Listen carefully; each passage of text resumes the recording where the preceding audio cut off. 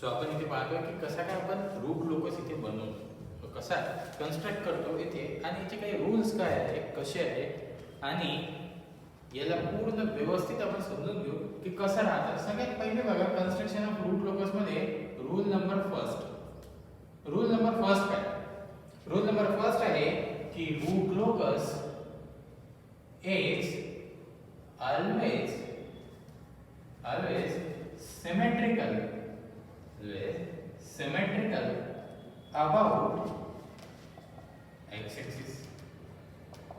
हा काय आहे, हा काय असणार आहे, नेहमी काय असणार आहे, सिमेट्रिकल असणार आहे अबाउट x axis. पुन्हा सांगतो का याच्यामध्ये क्वेश्चन्स कसे बनतात, तुम्हाला ना पेपर मध्ये इथे रूट लोकस काढून दाखवायचं नाही. तुम्हाला काय करायचं आहे, तुम्हाला पाहायचं आहे की रूट लोकस बनते कसं. ठीक आहे, इथे जे क्वेश्चन्स बनतात हे क्वेश्चन्स असेच बनतात. हे जे सांगतो हे जेवढे हे रूल्स आपण 4-5 जे रूल्स बघू आपल्या कामाचे जेवढे, ठीक आहे, ते angle of arrival, angle of departure आपण त्याला कव्हर अप करणार नाहीये. रिझन काय आहे की पुन्हा कॅल्सी रिक्वायरमेंट येऊन जाते आणि तोपर्यंत पोहोचायला हे सगळे रूल्स तुम्हाला फॉलो करावे लागतात. हे जर सगळे रूल्स फॉलो करावे लागतात तर एवढा वेळ आपल्याकडे नसतो. तशा वेळेस जेव्हा आपण स्टेट गव्हर्नमेंट, स्टेट ओरिएंटेडनी जर पाहिलं तर आपल्या कामाचं जे आहे आपण तेवढंच पाहतो. ओके, तर इथे बघा की रूट लोकस काय, root locus is always symmetrical about x axis. हे कसं की तुम्ही काय म्हणता, रूट लोकस काय असते, 1 + g of s h of s याचे रूट, याचे काय असतात रूट. हा काय तुमचा कॅरेक्टरिस्टिक इक्वेशनचे जर रूट पाहिले तर इथे हे जे रूट असणार आहे तर बघा कसे असणार, इथे -1 पहा, हे इथे लिहितोय याचे रूट्स पहा.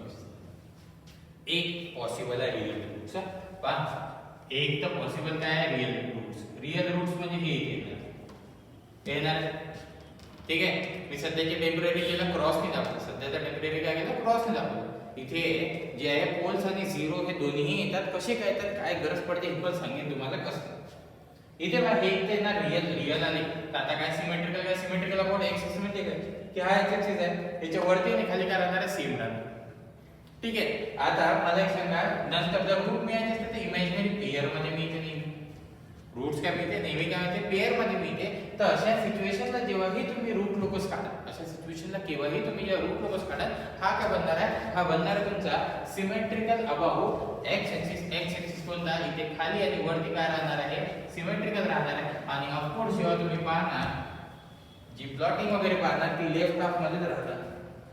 ओके, आपण हे रिलेटिव्ह स्टॅबिलिटी चेक करतो आहे. रिलेटिव्ह स्टॅबिलिटी म्हणजे काय की इथे काय करता तुम्ही, एखाद्या सिस्टमचा काय करता, हे गेन व्हॅरी करताय आणि मग पाहताय की सिस्टम वेदर स्टेबल राहते की अनस्टेबल राहते. ठीक आहे, तर अशा वेळेस पहिल्यांदा हा दुसरा रूल पहा, rule number second, important rule, most important rule, हा रूल नंबर सेकंड आहे. जर मी बघत असेल कुठला आहे इथे रूट लोकस, तर या ठिकाणी पहा मी काय करतोय, लेट इथे p म्हणतो, p काय आहे, p आहे नंबर ऑफ ओपन लूप. पहा मी काय लिहिलेलं, number of open loop poles. p आहे number of open loop poles. पहा एक एक समजून घ्यायचं. हे मी जे मगाशी जे इक्वेशन लिहिलं होतं ट्रान्सफर फंक्शनचं, तेच ट्रान्सफर फंक्शन इक्वेशन घेणार आहे तेव्हा समजतो की कसं का ओपन लूप आहे. ठीक आहे, आपण क्लोज लूपचे रूट्स बनतो आणि हे शेवटी आपण ओपन लूप का म्हटलं, काय गरज आहे, का बरं असं झालं हे बघू. z आहे तुमचा नंबर ऑफ ओपन लूप 0, ठीक आहे. आता हे p आणि z बद्दल एक थोडंसं बघून घे की जर मी बघत असेल, जर मी एखादं पाहत असेल, कधीही आपण कोणताही ट्रान्सफर फंक्शन बघत असताना नेहमी काय केलं आपण, नंबर ऑफ पोल्स काय घेतले, जास्त घेतले ॲज कंपेअर्ड टू 0. का बरं, आपल्याकडे दोन टाइपचे ट्रान्सफर फंक्शन होते, एक होता आपला इथे जर बघत आहे, एक होता प्रॉपर, एक होता इम्प्रॉपर आणि एक होता स्ट्रिक्टली प्रॉपर. ठीक आहे, जेव्हा इक्वल टू असते तेव्हा काय असते, स्ट्रिक्टली प्रॉपर. ग्रेटर दॅन असते तेव्हा काय असते, प्रॉपर. लेस दॅन झालं तर काय म्हणून जाते, इम्प्रॉपर. आपण नेहमी जे काम करतो ते एक तर प्रॉपर फंक्शन और स्ट्रिक्टली प्रॉपर सोबत काय करतो, काम करतो. तर या ठिकाणी हे पण बघू, मी सध्या याला कन्सिडर करतोय की p इज ग्रेटर दॅन काय आहे, z. की नंबर ऑफ पोल्स काय आहे, जास्त आहे ॲज कम्पेअर टू झेड, तर अशा सिच्युएशनला जर मी या ठिकाणी बघत असेल तर ज्या नंबर ऑफ ब्रांचेस असतात रूट लोकसच्या, number of branches of root locus हे असतात जेवढे नंबर ऑफ जे पोल्स आहेत, जेवढे नंबर ऑफ पोल्स आहेत, कोणते पोल्स? Open loop poles. जेवढे number of open loop poles आहे तेवढे काय असणार आहे? नंबर ऑफ काय असणार आहे?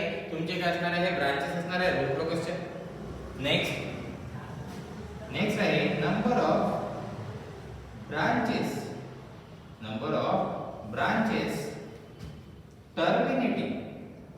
terminating at zeros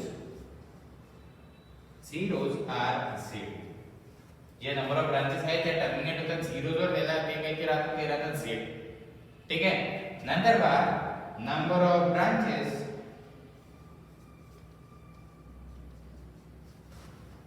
terminating at infinite are p minus z. p minus काय आहे? z. हे काय असणार आहे? Number of branches terminating at काय राहणार आहे? इन्फायनाइट राहणार आहे. ओके, इन्फायनाइट वर किती ब्रांचेस टर्मिनेट होतात? आता सर हे काय सांगितले हे समजलं नाही, याच्यासाठी आपण ते आधीचे इक्वेशन पाहू आणि पाहू की कसं काय कोणती ब्रांच राहते, आणि या ब्रांच साठी ते एक आणखी एक रूल नंबर 3 पण घेऊ की कोणती ब्रांच रूट लोकसची राहते.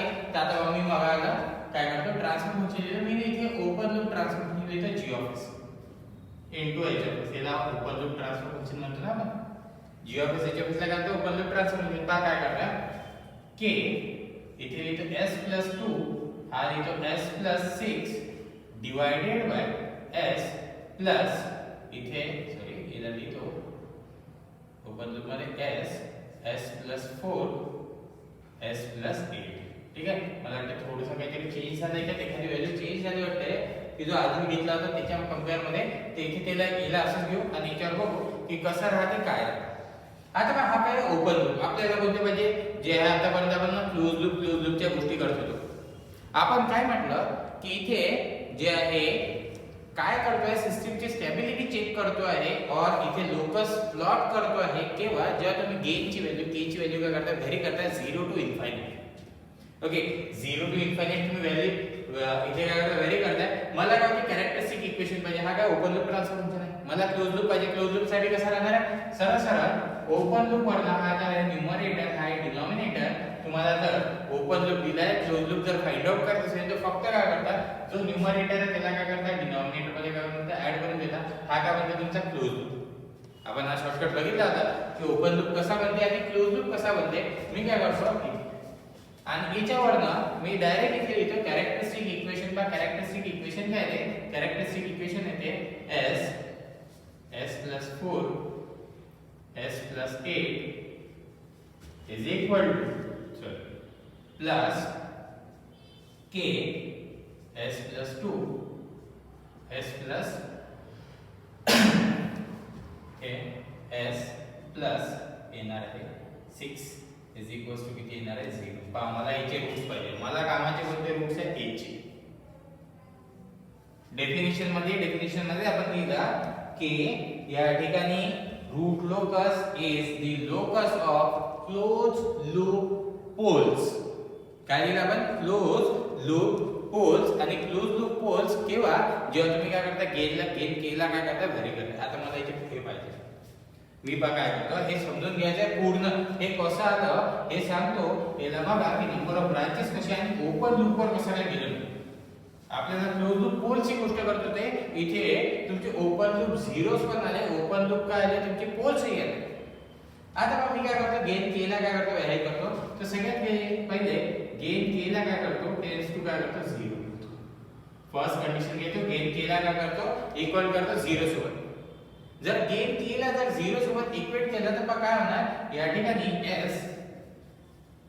s + 4 s + 8 is equals to काय बनणार आहे? 0 is equal to काय बनणार आहे? 0 बनणार आहे. पहा काय इथे जर मी पाहत असेल रूट्स पाहत असेल तर रूट्स कसे आले या k ला काय केलं 0 केलं k ला काय केलं 0 केलं k ला जर 0 केलं तर गेन k ला व्हेरी करायचं ना आपल्याला कुठून 0 पासून इन्फायनाइट पर्यंत तर पहिले 0 पासून तर मग k ला जर पाहिलं तर रूट्स पहा किती राहिले s इज इक्वल्स टू यू राहिला 0 कॉमा -4 कॉमा काय झालं -8 पहा काय करतोय हा आहे तुमचा s प्लेन ठीक आहे पहा रूट्स कोणते मिळाले जेव्हा म्हणजे पहा की रूट लोक स्टार्ट कुठून होणार रूट लोक सबको स्टार्ट कुठून होणार जेव्हा गेन k ला व्हेरी करताय हे 0 पासून इन्फायनाइट पर्यंत गेन k ला काय करताय व्हेरी करताय 0 टू इन्फायनाइट तर मला सांगा काय होणार आहे गेन k सुरुवातीला काय आहे 0 घेतला इथे जर 0 पुट केला तर हे किती आले की रूट्स पहा किती आले कशाचे कॅरेक्टरिस्टिक इक्वेशन आहे हे कोणते इक्वेशन आहे कॅरेक्टरिस्टिक इक्वेशन आहे कॅरेक्टरिस्टिक इक्वेशन मग अशा वेळेस रूट्स काय आले s इज इक्वल्स टू 0 -4 -8 हे जर याच्याकडे बघत असेल तर हे पहा काय आहे हा होता तुमचा ओपन लूप ट्रान्सफर फंक्शन हे काय आहे हे तुम्हाला दिसत आहे हे आहे तुमचे ओपन लूप पोल्स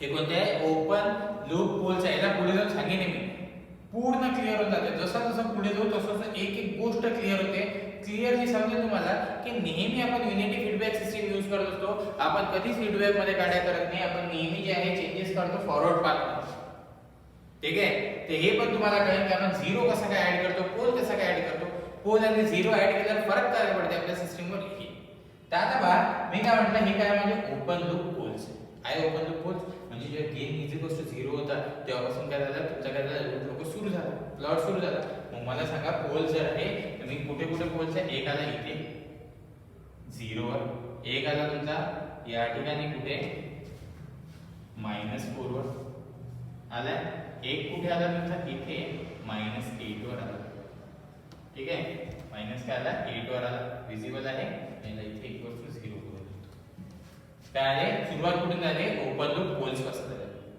ठीक आहे जर एखादा रूट लोक सुरुवातच त्याची या पोल पासून होत आहे सुरुवातच काय आहे पोल पासून होत आहे नंबर ऑफ ब्रांचेस किती राहणार जेवढे नंबर ऑफ पोल्स असेल तेवढेच नंबर ऑफ काय होणार ब्रांचेस असतात रूट लोक सुरू कुठून होते ओपन लूप पोल्स पासून नेक्स्ट सेकंड के काय करतो आता के काय करतो इन्फायनाइट करतो मी काय करतो इथे के काय करतो इक्वल टू 0 केला तर आता k इज इक्वल टू काय करतो इन्फायनाइट करतो सर आता k is equal to infinite जर पुट केला तर हा प्लस इन्फायनाइट होऊन जाणार आणि इन्फायनाइट प्लस इन्फायनाइट बनून जाणार या ठिकाणी करायचं कसं हे दोन्ही इक्वेट नाही होणार 0 सोबत दोन्ही काय इक्वेट नाही होणार 0 सोबत तर मी काय करतो k नी काय करतो डिवाइड करतो पहा हे जे आहे कॅरेक्टरिस्टिक इक्वेशन याला काय करतो k नी डिवाइड करतो या टर्मला डिवाइडेड बाय काय येणार k इथला k काय चालला जाणार इकडे जर तुम्ही डिवाइड केलं तर काय होणार आहे 0 येणार 0 डिवाइडेड बाय k करा तर काय येणार आहे 0 येणार मला सांगा मग मी आता k इज इक्वल टू जर इन्फायनाइट पुट केला तर पहा कसं होते हे इक्वेशन होणार आहे s 4 s 8 divided by k plus s 2 s 6 is equal to किती 0 हे इक्वेशन असं लिहिलं कारण जर इन्फायनाइट पुट केला असता इन्फायनाइट इथे आला असता इन्फायनाइट प्लस एनी टर्म करा इन्फायनाइट पण घेतलं infinite is equal to 0 equation मॅचच नसतं झालं केलंय ना मला सांगायचं k is equal to infinite जर पुट केला तर इन्फायनाइट मला पण इन्फायनाइट काय असते 0 म्हणजे तुम्हाला काय मिळाला s 2 s 6 is equal to 0 s is equal to मिळाला -2 -6 आणि हे काय आहे हे आहे तुमचे ओपन लूप हे ओपन लूप झिरोज हे काय तुमचे हे तुमचे ओपन लूप काय आहे झिरोज आहे आता पहा मी काय म्हटलं आधीवाला पॉइंट बघा काय म्हटलं नंबर ऑफ ब्रांचेस किती असतात जेवढे पोल्स आहेत ते ठीक आहे नंतर नंबर ऑफ ज्या इथे ज्या ब्रांचेस आहेत ज्या टर्मिनेट होणार त्या होणार 0 वर टर्मिनेट होणार नंबर ऑफ ब्रांचेस काय होणार 0 वर टर्मिनेट होणार त्या किती असतात z ठीक आहे आता नेक्स्ट म्हटलं तर p z ब्रांचेस काय होतात टर्मिनेट होतात इन्फायनाइट वर तर हे कसं पहा k is equal to infinite केलं आता k इक्वल टू 0 पासून सुरू झालं. k इक्वल टू 0 पासून काय झालं सुरू झालं. मला एक सांगा हे पोल पासून सुरू झालं. झिरोज कुठे कुठे आहे? झिरोज आहे -2 वर, एक आहे इथे -2 वर आणि एक आहे इथे -6 वर. पहा -2 वर आहे आणि काय आहे मायनस काय आहे 6 वर आहे. दिसते. आता पहा हा s इक्वल टू 0 पासून सुरू झाला होता. हा काय s इक्वल टू 0 पासून पोल पासून सुरू होतो. पोल पासून सुरू झाला. हा काय झाला इकडे गेला. कुठे आला? कुठपर्यंत येणार आहे? हा येणार आहे इथपर्यंत. ही ब्रांच काय ही आहे तुमची रूट लोकस काय आहे तुमचा की जर तुम्ही गेन केला व्हेरी करताय 0 टू इन्फायनाइट. गेन केला काय करताय व्हेरी करताय हे 0 टू इन्फायनाइट. तर या ठिकाणी काय होते की इथे जे आहे रूट लोकस सुरू होते तुमच्या ओपन लूप पोल्स पासून आणि तुझा ते कुठपर्यंत ओपन लूप 0 पासून पर्यंत. नेक्स्ट नंतरचा पोल हा पोल काय इथून सुरू झाला. इथून रूट लोकस सुरू झाला आला कुठपर्यंत इथपर्यंत. हा पण काय झाला रूट लोकसचा पार्ट आहे. हा रूट लोकसचा पार्ट आहे. आता नेक्स्ट तुम्ही पहा काय झालं 8 इकडनं आणि नेहमी मी डायरेक्शन इकडेच दाखवतो. नेहमी काय करतो डायरेक्शन काय करतो इकडेच दाखवतो की कुठे झाला लेफ्ट हाफला चाललं आहे. आता नेक्स्ट पहा काय म्हटलं त्या -8 इथनं तर ब्रांच सुरू तर झाली. पहा काय झालं गेन जेव्हा इन्फायनाइट वर गेला तर हा रूट्स कुठे गेले तुमच्या झिरोज वर गेले म्हणजे गेन पहा सुरुवात केलं 0 पासून. 0 गेन ठेवला तर तुमचा स्टार्ट झाला इथनं स्टार्ट झालं. तुम्ही काय करता गेनला थोडंसं वाढवलं आणखीन वाढवलं इन्फायनाइट ठेवलं तर काय झालं हे पोहोचलं याच्यावर -2 वर आणि -6 वर. 0 पासून कुठे जाणार आहे -2 वर. ठीक आहे. नेक्स्ट आहे 4 पासून कुठे जाणार आहे -6 वर. पण आता हा -8 वाला कुठे आहे? -8 वाला जर तुम्ही बघत असाल तर -8 वाला जो आहे हा जाणार आहे इकडे. ही पण काय असणार हा पण काय असणार आहे पार्ट असणार आहे रूट लोकसचा. जो लास्ट पॉइंट मेन्शन केला त्या लास्ट पॉइंट कडे लक्षात घ्या. तो लास्ट पॉइंट आहे तुमचा की इथे number of branches terminating at infinite. पहिले याच्या ब्रांचेस किती झाले? याच्या ब्रांचेस आहेत 3. ठीक आहे. स्टार्ट कुठे झाले जेवढे नंबर ऑफ पोल्स आहेत तेवढ्या जास्त ब्रांचेस असतील. किती जे ब्रांचेस आहेत 0 वर टर्मिनेट झाले 2. उरले किती? एक ब्रांच कुठे जाणार आहे इन्फायनाइट कडे जाते. एक ब्रांच कुठे जाणार आहे ही जाणार आहे तुमची इन्फायनाइट कडे. सोबत इथे जे मी सांगतोय त्याला लिहायचं. मी सांगेन तुम्हाला सेंटेन्स काय लिहायचा ते इथे एक बघायचं की कोणता रूट लोकसचा पार्ट आहे हे जर चेक करायचं असेल. जर हा रूट लोकसचा पार्ट आहे की नाही किंवा हा रूट लोकसचा पार्ट आहे की नाही किंवा कुठलाही एखादा पार्ट रूट लोकस आहे की नाही तर तिथे काय ठेवायचा तिथे ठेवायचा हात ठेवायचा आणि चेक करायचा की राईट हाफला समजून घ्या हा मला चेक करायचा की हा रूट लोकसचा पार्ट आहे की नाही. तर इथे काय करायचं इथे हात ठेवायचा आणि इथे राईट हाफला काय करायचं इथे बघायचं की राईट हाफला जे sum of total number of poles and 0. Total number of poles and 0 किती आहे 1 2 3 4 5. जर हा ऑड नंबर असेल तर हा रूट लोकसचा पार्ट आहे. जर ऑड नंबर असेल तर काय आहे हा काय आहे रूट लोकसचा पार्ट आहे. जर इथे या पॉइंट वर इथे ठेवला इथे बघा हा पॉइंट हा रूट लोकसचा भाग आहे का तसं पाहिलं तर नाहीये. पण तरी जर मला चेक करायचं असेल तर मी काय करेन याच्या राईट हाफला बघेन की तिथे 1 2 3 4 किती नंबर येऊ राहिला इवन नंबर येऊ राहिला. जर इवन नंबर येतोय तर अशा सिच्युएशनला हा जो आहे हा रूट लोकसचा पार्ट नसतो. हा रूट लोकसचा पार्ट नसतो. त्याला बा काय लिहायचं जे आहे सेंटेन्स सांगतोय a point on real axis. A point on real axis is said to be said to be part of root locus if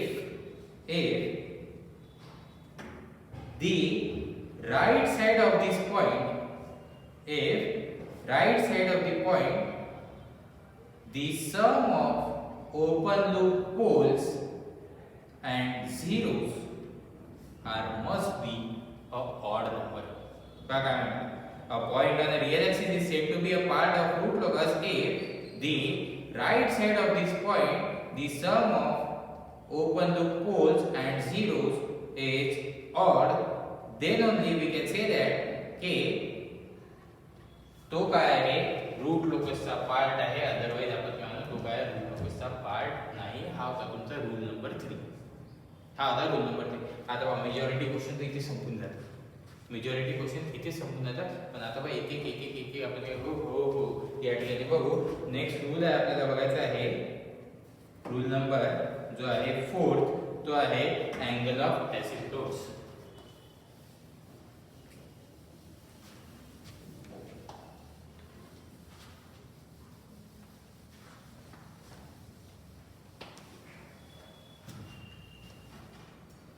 rule number 4 आहे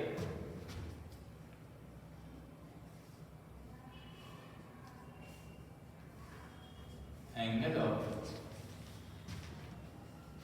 असिम्प्टोट्स. ठीक आहे. या ठिकाणी याच्याबद्दल नाही इथे तर थोडंसं शॉर्ट मध्ये सांगतो कसं. हा दवा अँगल ऑफ असिम्प्टोट्स काय असतात. अँगल ऑफ असिम्प्टोट्स राहते की तुमच्या p मायनस z ज्या ब्रांचेस आहेत त्या काय होतात टर्मिनेट होतात इन्फायनाइट कडे. p मायनस z ब्रांचेस काय होतात टर्मिनेट होतात इन्फायनाइट कडे. हे ज्या लाईनच्या अलॉंग मूव्ह करतात, ज्या लाईनच्या अलॉंग मूव्ह करतात त्याला म्हणतो आपण अँगल ऑफ असिम्प्टोट्स. जिथे जेव्हा काय करतात p मायनस z ब्रांचेस, पहा मी तुम्हाला लिहून देतो, इथे सेंटेन्स लिहून देतो काय आहे काय लिहायचं काय ते इथे लिहा की p minus z branches terminating at infinite will go along certain straight line, go along certain straight line known as asymptotes of root locus, asymptotes of root locus. Therefore, number of asymptotes is equal to p minus z. is equal to काय आहे p minus काय आहे z आहे. इथे जर बघत असेल तर अँगल ऑफ असिम्प्टोट काय असते थीटा इज इक्वल टू असते, थीटा इज इक्वल टू राहते 2q plus 1 multiply by 180 degree divided by p minus z. पहा काय म्हणते theta is equal to 2q plus 1 180 degree divided by p minus z. आणि हे q काय असते q असते q इज इक्वल टू असते 0, 1, 2 up to p minus z minus 1 up to कराते p मायनस z मायनस कराते 1. आता बघा इथला एक प्रत्येकासाठी सांगतो कसं राहतं. जर आता आधीची सिच्युएशन पाहिजे, आधीच्या कंडिशन मध्ये मला एक सांगा p मायनस z किती होता. जर आधी मी म्हटलं p मायनस z होता तुमचा 1 होता 1, मी काय करेन p मायनस z 1 याला इथे पुट करतो 2q plus 1 multiply by 180 degree divided bye 1. q किती येणार आहे p minus z minus 1. p minus z किती आहे ऑलरेडी 1 मायनस 1 करेल काय 0 0 इथे पुट करेल q is equal to 0 put केला तर किती येणार आहे थीटा इज इक्वल टू किती येणार थीटा इज इक्वल टू आता 180 डिग्री.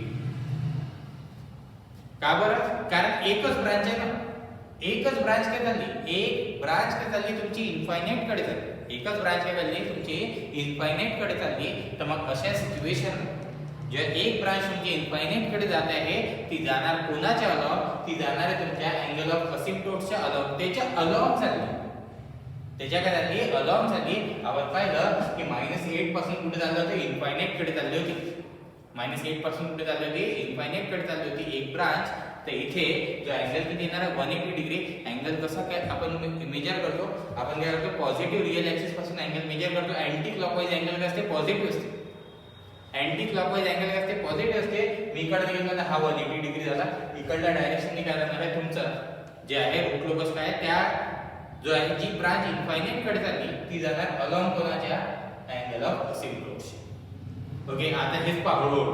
जर आता इथे पहिली कंडिशन होती की p मायनस z जर मी घेतला इज इक्वल टू 1, आता दुसरा घेतो की p minus z is equal to घेतो 2 जर घेतला तर हा इथे येणार आहे 2, इथे किती येणार आहे 90 डिग्री येणार आहे 2 ने याला डिवाइड केला 90 डिग्री. आता q हा मग जाणार कुठे q च्या व्हॅल्यू किती येणार आहे 1 आणि 2.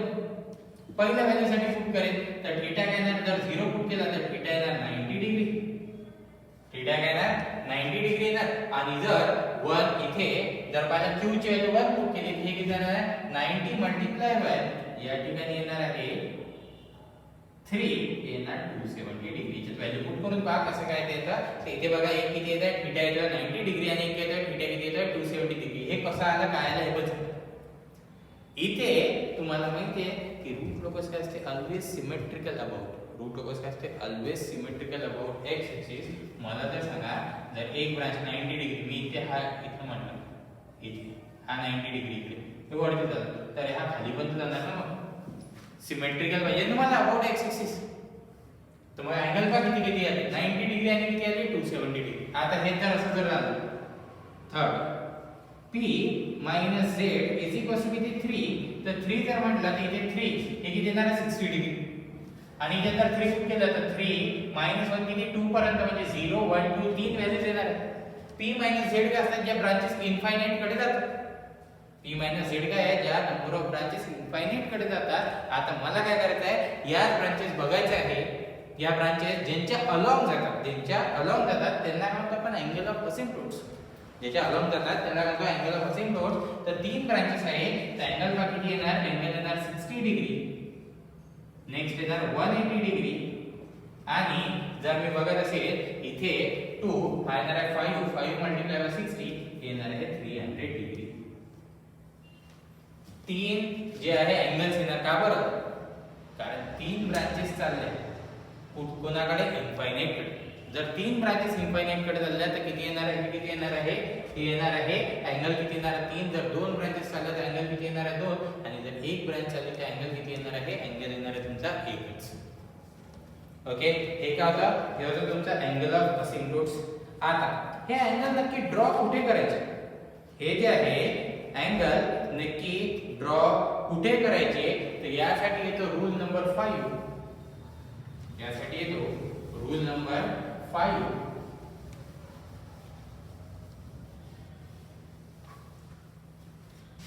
इथे आहे रूल नंबर 5. रूल नंबर 5 बघा. मला एक सांगा अँगल तर कोणत्या तरी एखाद्या पॉइंटवर ड्रॉ करतो ना आपण. अँगल काय करतो कुठल्या तरी एखाद्या पॉइंटवर ड्रॉ करतो. तर हे जे अँगल ऑफ असिम्प्टोट्स नेहमी ड्रॉ केले जातात हे केले जातात सेंट्रॉइडवर. हे केले जातात नेहमी काय सेंट्रॉइडवर. सेंट्रॉइड काय असते तो पॉइंट असते ज्या पॉइंटवर तुम्ही काय करता और इथे काय असते it is the intersection point of asymptotes on real axis. हा काय आहे इंटरसेक्शन पॉइंट आहे. Intersection point of asymptotes on real axis. आहे इंटरसेक्शन पॉइंट आहे असिम्प्टोट्स ऑन रियल ऍक्सिस. पुन्हा जर मी म्हणत असेल इथे सेंट्रॉइड बद्दल centroid may be or may not be part of root locus. जरूरी नेसेसरी नाही आहे की हा रूट लोकसचा पार्ट असेलच म्हणून. हा असूही शकते हा नसूही शकते. जर मी इथे बघत असेल की सेंट्रॉइड काय असते सेंट्रॉइड असते centroid is equal to summation of real part of centroid असते real part of open loop poles minus sum of real part of open loop zeros divided by राहते तुमचा p minus z. Divided by राहते तुमचा p minus z. हा काय असते हा असते तुमचा पार्ट ऑफ जे आहे सॉरी हा आहे तुमचा सेंट्रॉइड काय असते सेंट्रॉइड असते point on a real axis. Point on a real axis ज्याच्यावर काय करतात सगळेचे सगळे काय असतात तुमचे अँगल ऑफ असिम्प्टोट काय करतात इंटरसेक्ट करतात.